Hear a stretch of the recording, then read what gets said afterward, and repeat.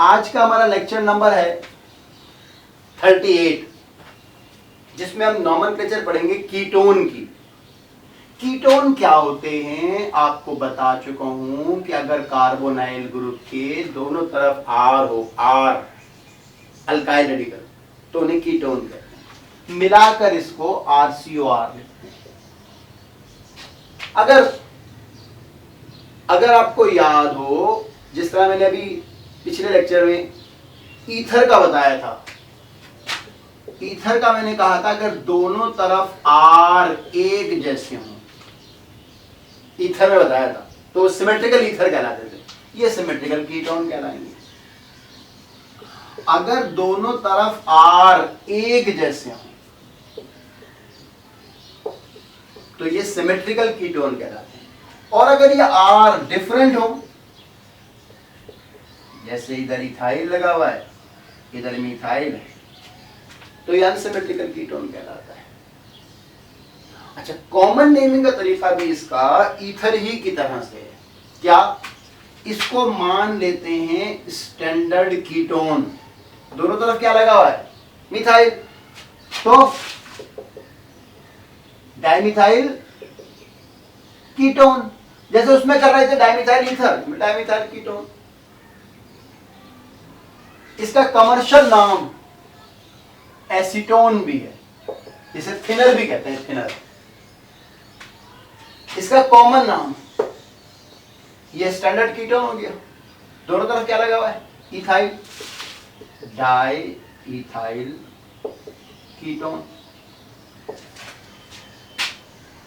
Ketone इधर methyl और इधर इथाइल, तो मिथाइल इथाइल कीटोन। क्लियर बात?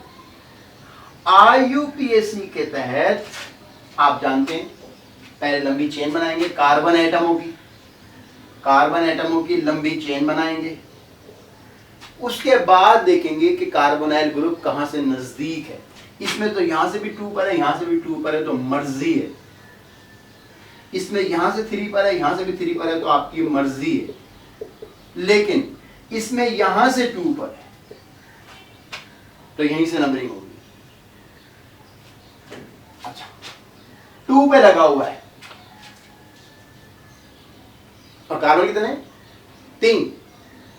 3। इनके नाम के आखिर में आता है ओन। अगर आपको याद हो, बताया था मैंने, अल्केनोन, ONE। कितने कार्बन है? 3। तो प्रोपे ई हटाकर ओन लिख देते हैं, 2 प्रोपेनोन। या इसको बहुत सी जगहों पर प्रोपेन 2 ओन भी लिखते हैं। एक ही बात है। ये क्या हो जाएगा? 3 पेंटेनोन या पेंटेन 3 ओन। ये क्या हो जाएगा? 2 ब्यूटेनोन। बात क्लियर हो रही है? और इसकी चंद एग्जांपल्स करते हैं। आप स्ट्रक्चर लिखकर दिखाएं। डाई आइसोप्रोपाइल कीटोन, मतलब कार्बोनाइल ग्रुप के दोनों तरफ आइसोप्रोपाइल लगा दें। आइसोप्रोपाइल की बात बहुत मर्तबा हो चुकी है, या आइसोप्रोपाइल, और इसी आइसोप्रोपाइल को इस तरफ भी लगा दें।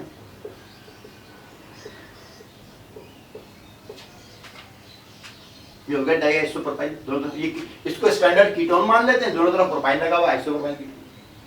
इसी का अगर IUPAC नाम बताना हो तो ये लंबी चेन बनाएंगे। अब देखिए, एक मिथाइल 2 पर है और एक 4 पर है, तो 2,4 डाई मिथाइल और 3, ठीक है ना, ये चेन हो गई कार्बन। ये यू भी हो सकती है, यू भी, वो तो मुख्तलिफ हो सकती है। और 3 पर है 5 कार्बन है, 3 पेंटेनोन। एक मिलाकर समझ लें इसको, यूं भी कह सकते हैं, इस तरह का एक स्ट्रक्चर क्या होगा? ये CH3, C double bond O, इस C के तीनों तरफ CH3, ठीक है, कोई बात समझ आ गई आपके? IUPAC के तहत ये लंबी चेन 1 2 3 4, 3 पे 2 मिथाइल लगे हुए हैं, 3 डाइमिथाइल, 3 डाइमिथाइल और 2 ब्यूटानोन। क्लियर? बात समझ आ रही है?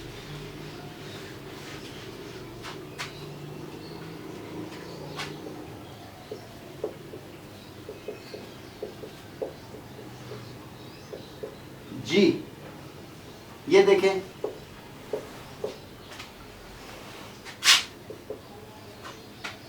आपको बताया था अगर कभी भी ऐसे C2H5 मिला के लिखा हुआ करे तो उसको ब्रेक कर लिया करें। क्यों? क्योंकि देखिए, ये देखें, ये चेन में आ गया,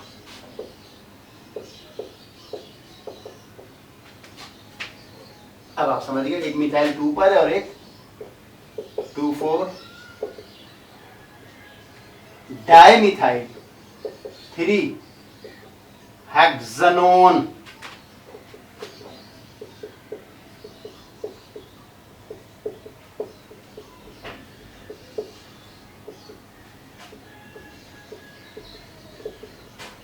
ये देखिए,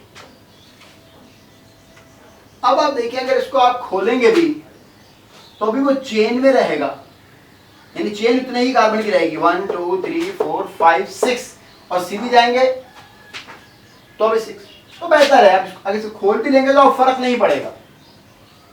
1 2 3 4 5 6, अब इसमें ये इथाइल है और अल्फाबेटिक ऑर्डर के तहत 4 इथाइल, 3 मिथाइल और 6 कार्बन का कीटोन है और कीटोनिक ग्रुप सेकंड कार्बन पर है, 2